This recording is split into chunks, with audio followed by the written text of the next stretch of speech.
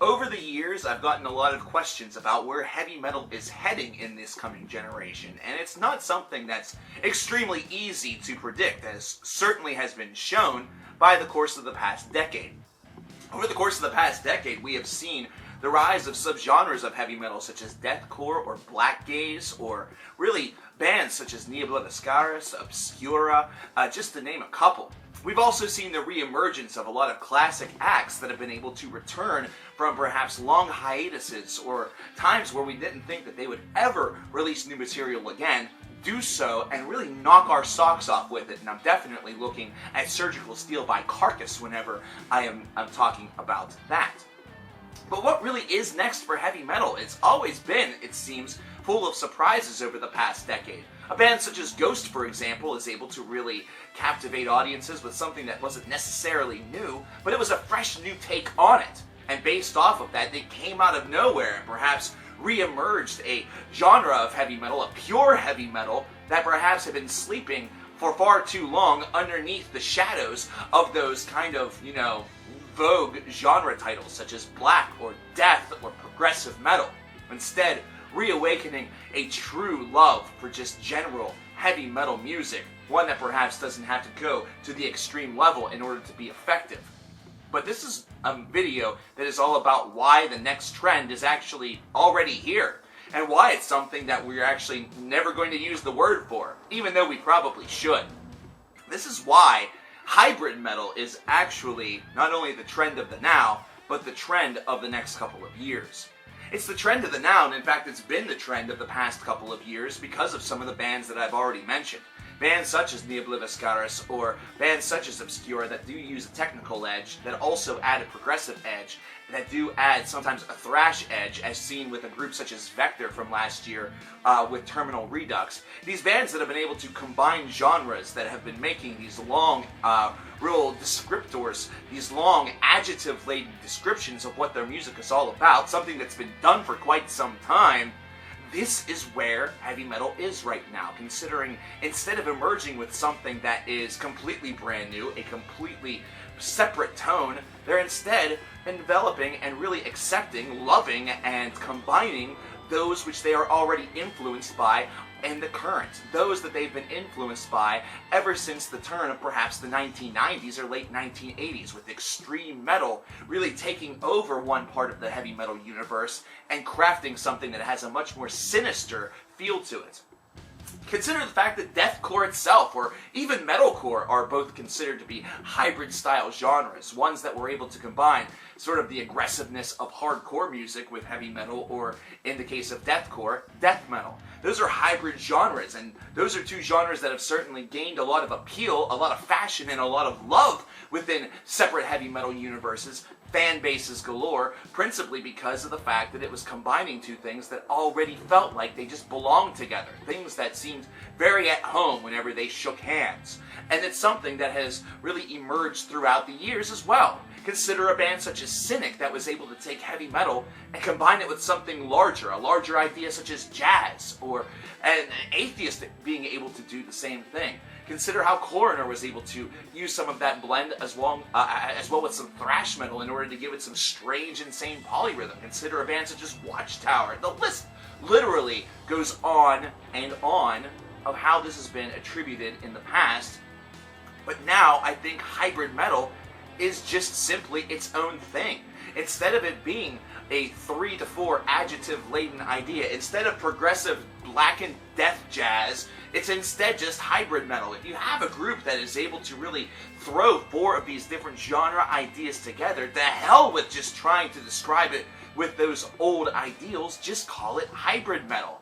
And then if you simply need to put adjectives underneath of it, just put overall genres: thrash, death, jazz. Perhaps that's all the more that you need to do, instead of trying to use marketing with these different terms in order to really explore what all is within your sound. And the real reason for this is pretty simple. Some of those elements may only be present for a couple of seconds, or perhaps for a minute or two. Perhaps it's only present within your influence as opposed to your music itself. Not every band, after all, is Between the Buried and Me, and using an album such as Colors as a great palette example, just combining and really throwing things up against the wall to see what stuck.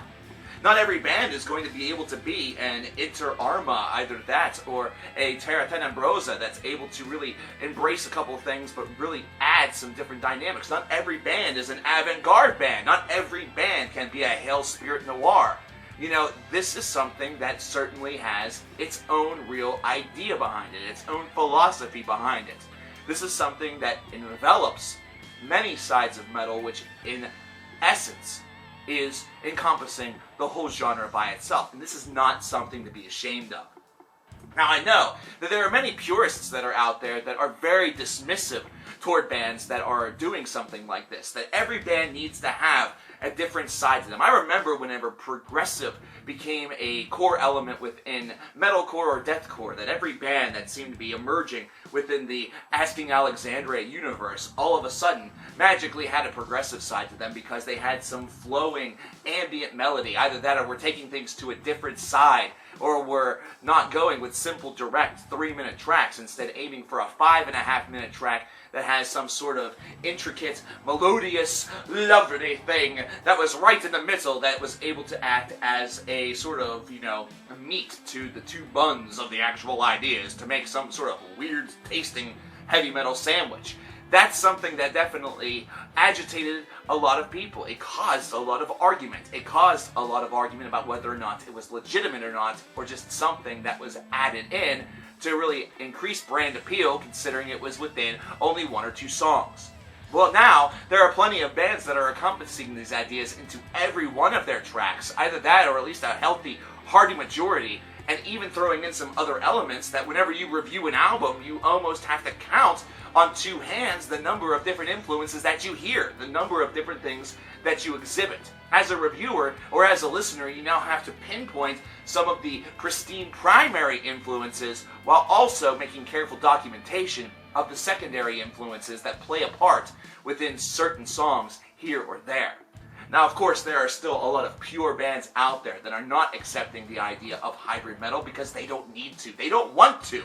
Their art, their craft, everything that they love, their being is based around the music that they create, the idea that they are attempting to really reflect upon the world. And that's something that's done within a very simple effect.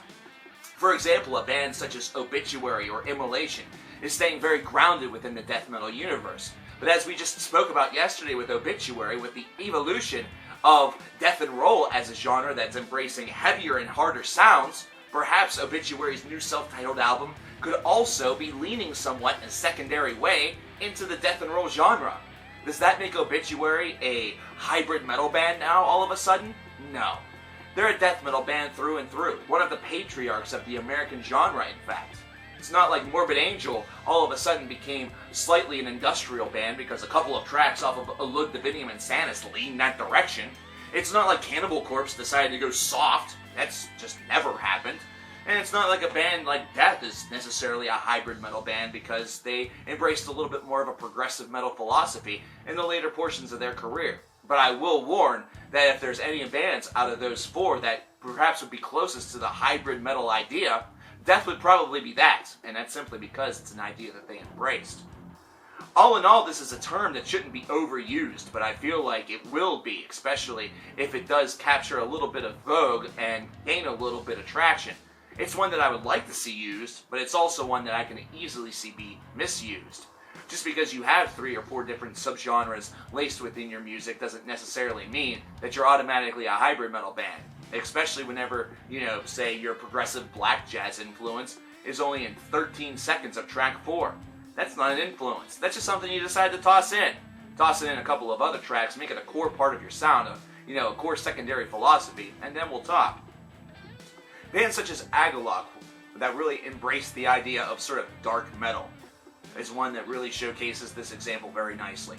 Able to really use both the doom, the dark side, as well as a little bit of progression to their influence and to their benefit, while also incorporating some black and some heathen metal, some this or that, really showcases how a band is able to use a hybrid philosophy in order to craft fantastic music.